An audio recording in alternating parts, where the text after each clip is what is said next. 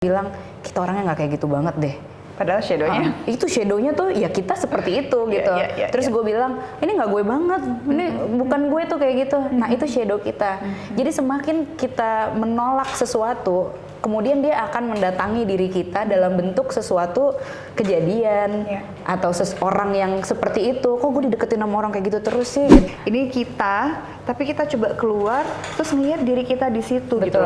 Nah itu kan nggak gampang kan, Nggak karena ada orang-orang yang sekarang profesinya bukan seniman pun, mungkin mereka jadi udah seperti public figure gitu kan dengan adanya social media dan yang lainnya.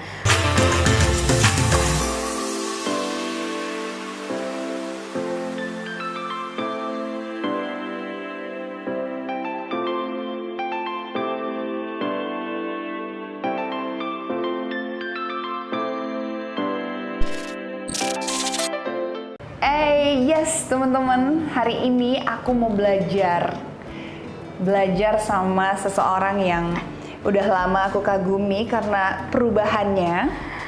Luna, hari ini kita sama-sama belajar. Alhamdulillah. Tau nggak kenapa kita sama-sama belajar? Enggak sih, nggak nyambung karena ulang tahun kita beda sehari. Iya benar-benar. Jadi kita sama-sama Virgo. Beda setahun tapi ya. Lu lebih muda setahun kan nih? Lebih muda setahun. Nggak apa-apa, kita beda sehari. Tapi Din, honestly thank you so much for your time. Aku happy banget karena Sama-sama. aku ngeliat perubahan kamu yang luar biasa. Jadi aku hadir ke sini, teman-teman. Aku Kemarin pengen gue belajar. kaget loh waktu tiba-tiba Luna WhatsApp, Din, lo ngerjain apa sih tuh, seru banget kayaknya gitu. Terus gue kayak, oke Lun, kesini aja, kita ngobrol-ngobrol. Ya karena menarik Din gitu di tengah dengan pikukan Hiruk-pikukan gitu lah. Dunia ini yang semakin kadang-kadang ya uncertainty. Betul. Itu semakin udah nggak jelas lah. Betul. Kita tiap hari deg-degan dengan keadaan sekarang. Tapi gue selalu melihat lo, by the way, sorry sebelum kita mulai, congrats, baby number 2. Tadi udah lihat Udah 2 anak. Asli, gemes, lucu banget, tembem, sehat, dan ternyata ibunya juga glowingnya nggak berhenti. Aduh. Beneran loh, gue ngeliat lo tuh super zen loh. Really? Iya bener-bener. Oke. Jadi gue pengen. Masa sih? Tapi itu pasti ada perjalanannya lah. Ya of course lah, nggak mungkin tiba-tiba celing gitu kan. Din, gue pengen belajar sama lo. Apa tuh? Perubahan hidup lo, mindful living yang lo lagi kerjakan sekarang. Ya. Kayaknya apa ya, dari the superstar, the singer, tiba-tiba lo bisa berubah dari yang plant based lah. Lo Kok lo tahu sih? tahu dong. Terus memutuskan everything more like organic, kembali lagi ke alam, kembali lagi ke apa ya, semua yang serba, I don't know, explain to me gitu loh, please. Perubahan terbesar lo sekarang ini nih. Iya, apa ya? Jadi sebenarnya gue yakin ya, yang namanya seseorang itu kan pasti punya, jadi hadir di dunia ini nih dengan segala macam prosesnya dan pasti punya turning point-nya sendiri-sendiri yang gue nggak tahu itu bisa terjadi di usia berapapun gitu. Mungkin kalau buat gue turning point yang paling besar itu adalah ketika gue hamil anak pertama, waktu hamilnya Kawa. Jadi sebelum hamilnya Kawa pada saat itu mungkin gue lebih kayak apa ya sama lah sama semuanya sekarang gitu ya, kayak lebih ngerasa ada anxiety-nya, terus ngerasa kayak nggak pede juga gitu. Ya? Waktu gue tahu gue hamil, itu gue kayak, gue hamil. Oh really? Nggak ready gitu? Nggak ready. Gue ngerasa nggak ready bukan karena gue kenapa-kenapa ya, lebih. Bukan begini, tenang, bukan karena lo udah menikah, tapi mungkin ternyata tiba-tiba lo hamil menjadi sesuatu hal yang kayak bukan yang lo plan, bukan yang lo harapin at that time. Bener, gitu. gue merasanya tuh kayak kan gue orangnya misalnya cetek sih, gue kan ngantukan banget gitu kalau udah nyampe rumah, masa gue harus gantiin popok misalnya kayak gitu, hal-hal seperti itu gitu. Terus gue aja sering banget kalau udah apa namanya males ngapus makeup, ngapusnya di jalan gitu misalnya, jadi nyampe rumah bisa langsung tidur gitu. Nah hal-hal kayak gitu, tapi ternyata dari ketidaksiapan gue itu di situ gue mungkin udah sampai di titik nolnya gue gitu ya, saking bener-bener ngerasa nggak siap. Terus gue merasa kayak Tuhan, ini gue nol banget, gue bener-bener nggak tahu apa-apa. gue bener-bener nggak ngerti harus gimana. Jadi tolong isi gue dengan apapun yang perlu gue tahu, dan gue kepengen jadi pertemukan gue dengan orang-orang yang memang tepat buat gue gitu. Dari situ baru gue ketemu sama kayak beberapa orang.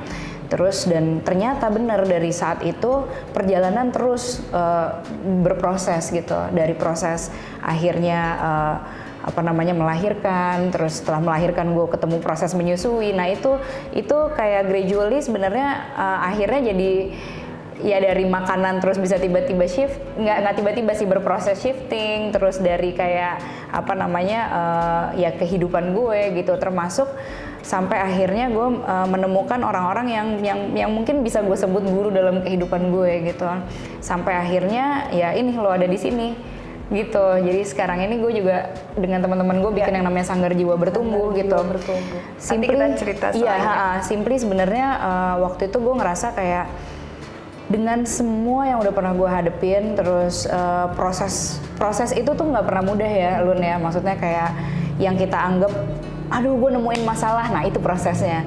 Pada saat itu pasti nggak gampang banget, pada saat itu nggak gampang, tapi di situ kita bisa ngelihat bahwa apalagi nih yang mau nambah di gue gitu kan. Begitu kita ada masalah sebenarnya kita punya dua pilihan gitu, antara kita bener-bener drown dalam masalahnya, atau kita bisa melihat oke, drown nggak apa-apa gitu, tapi apa nih yang mau upgrade dalam diri gue gitu. Kalau kita ternyata mau empower diri kita gitu, terus akhirnya kita belajar lagi, kita cari tahu nih apa yang kenapa ini bisa terjadi, apa yang menyebabkan, lalu kita move on gitu, move on dengan cara move in. Ini menarik. In. Artinya kita bukan maju ke depan, tapi kita masuk ke dalam diri kita maju ke depan. Untuk maju ke depan. Ini menarik banget. Jadi banyak kadang-kadang orang tuh berpikir kalau punya masalah tuh maju ke depan dan menganggap masalah udah itu di belakang, tutup buku. Bye-bye. Tapi sebenarnya nggak begitu. Harus dikulik lagi kenapa masalah itu bisa terjadi sama diri kita. Kalau kita nggak selesai sama diri kita sendiri. Kan ada quote yang menyatakan bahwa sebenarnya ternyata masalah itu nggak pernah terjadi di luar diri. Masalah itu terjadi di dalam diri gitu. Jadi apapun yang terjadi di luar sana ternyata itu adalah refleksi atau cerminan dari apa yang terjadi di dalam diri gitu. Nah ini nih selama perjalanan gue itu Lun, gue banyak sekali mencoba untuk menyelesaikan masalah yang gue rasa, oh ini di luar, harusnya tuh dia gini, harusnya dia gitu, gue selesaiin deh masalah masih ini, gue selesaiin masalah masih itu gitu. Jadi gue mencoba untuk menyelesaikan semua yang ada di luar gitu. Tapi nggak selesai-selesai gitu, tetap terus saja ada dan terus berundet gitu. Begitu terus ternyata udah gue coba selesaikan yang logikanya seharusnya bisa berhasil, ternyata enggak gitu. Kan gue jadi kecewa sendiri gitu kan. Sampai akhirnya ya gitu, ternyata gue menemukan bahwa oh ternyata katanya masalah ternyata adanya dalam diri, tapi dalam diri gue yang mana kan nggak tahu gitu kan. Nah itu yang harus diurai satu persatu. Gue selalu bilang bahwa sulit sekali buat kita sebagai manusia melihat diri kita sendiri dari, dan nggak gampang ya kan? Dari perspektif yang zoom out gitu kan. Jadi kayak ibaratnya gini ya, contoh mungkin buat teman-teman. Jadi kayak ini kita, tapi kita coba keluar terus ngeliat diri kita di situ. Betul. Gitu. Nah itu kan nggak gampang kan, karena bagaimanapun pemerannya adalah kita gitu kan. Jadi kalau kita ada masalah, ya mungkin kita ngelihatnya kayak semuanya ditemplokin di depan muka kita gitu. Dan akhirnya kita karena kadang-kadang masalah ada langsung di depan kita, anxiety itu keluar, terus pikiran kalut dan segala macam, dan akhirnya jadi depressed. Nah sebenarnya kalau itu exactly benar banget apa yang Luna bilang tadi. Tapi permasalahannya mungkin kayak di dalam society kita kayak cenderung banyak sekali melabeli semuanya nih, hal-hal yang seperti ini adalah positif, anxiety, depression, bla bla bla bla bla adalah negatif gitu. Padahal sebenarnya itu hanya label yang diberikan oleh kita gitu. Bisa jadi sebenarnya anxiety, depression dan yang lainnya itu hanyalah ujung dari gunung es gitu, tip of the iceberg dari sesuatu yang lebih besar lagi yang sebenarnya belum selesai. Dan mungkin itu bisa dibilang mungkin bisa terjadi dari dalam kandungan si ibu. Exactly, itu Luna tahu. Ya karena aku ini ya. Ternyata dia juga jago tuh Iya, jadi di sini juga kita semua percaya sekali gitu bahwa kan nggak ada yang kebetulan, Lun. Nggak ada. Apapun yang terjadi di luar itu pasti Merinding. iya.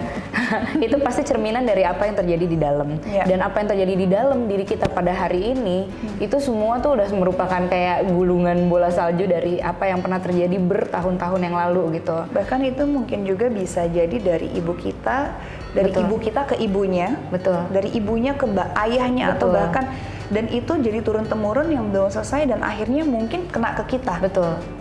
Betul, itu betul banget. Dan seperti yang Luna bilang tadi, selain seperti itu bisa terjadi dalam kandungan atau misalnya setelah anaknya lahir, kemudian pas certain usia, atau ketakutan-ketakutan yang melupakan, kalau kita bilangnya namanya collective unconscious. Jadi kayak memang terjadi dalam sebuah society, kemudian kita seperti nyetrum gitu ke kita gitu. Nah itu juga bisa terjadi. Jadi kayak banyak banget kemungkinannya, dan itu memang harus ditemui, di routing satu persatu. Jadi benar-benar gitu. dibedah lagi. Jadi ini sebenarnya mungkin ini menarik. Ini jadi lebih tentang apa ya? Sebenarnya mengenali jiwa kita mengenali gitu. jiwa kita. Jadi kadang-kadang kita hanya pengen mengenali orang lain hanya di surface-nya aja. Betul. Karakternya dia, oh dia Yeah. suka ini, suka itu. Yeah. Tapi ada yang deeper than that yang perlu kita gali lagi. His or her soul. Iya benar. Jadi gini, kita ini kan hidup di masyarakat yang nggak usah kita deh Lun, maksudnya yang emang punya profesi sebagai seniman gitu ya. Orang-orang yang sekarang profesinya bukan seniman pun, mungkin mereka jadi udah seperti public figure gitu kan, dengan adanya social media dan yang lainnya. Akhirnya nggak usah melangkah keluar dari rumah ya, di rumah aja karena ada social media, akhirnya mereka harus sepertinya tuh menjaga image gitu. Jadi mereka punya persona yang harus mereka tampilkan ke masyarakat nih kayak gini gitu. Ya. Persona etalasenya lah. etalasenya seperti yang itu. pengen dia ibaratnya gue harus dilihat sebagai sosok seperti ini. Iya gitu. Nah itu persona itu adalah ego kita. Ya. Ya. Ini aku belajar dari BTS loh. Nah, exactly.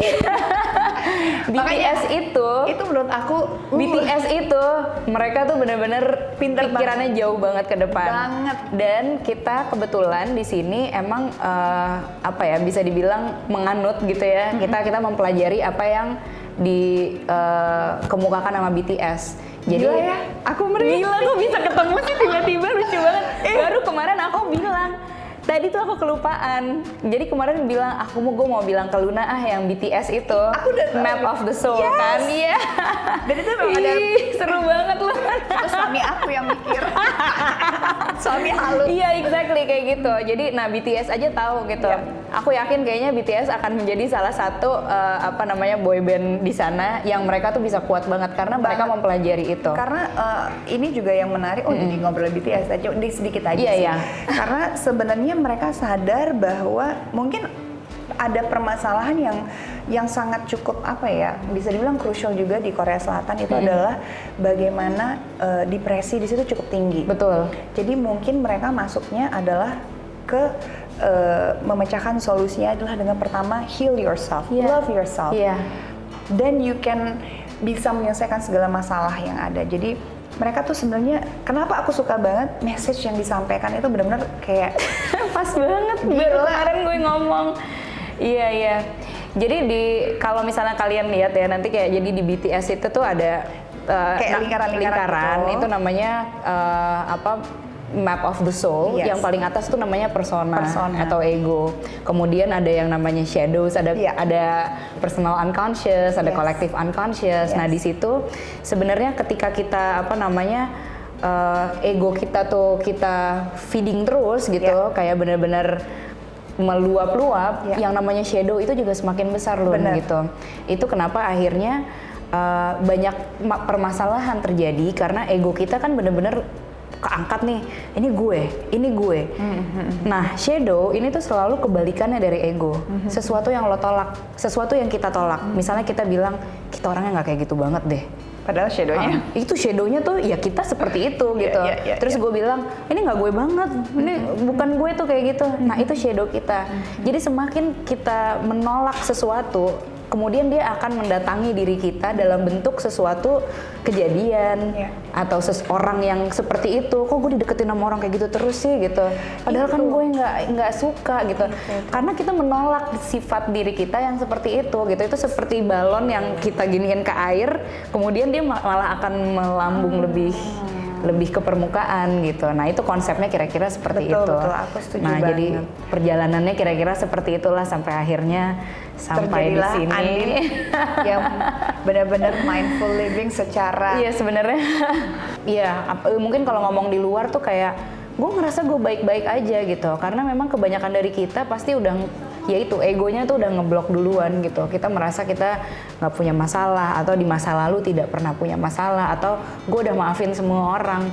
Kita mungkin secara dunia sadarnya sudah maafin gitu. Tapi bagaimana dengan kayak alam bawah sadar yang ternyata kayak Andin yang masih kecil, Andin yang usia 7 tahun, Luna yang usia 8 tahun gitu. Sudah bener-bener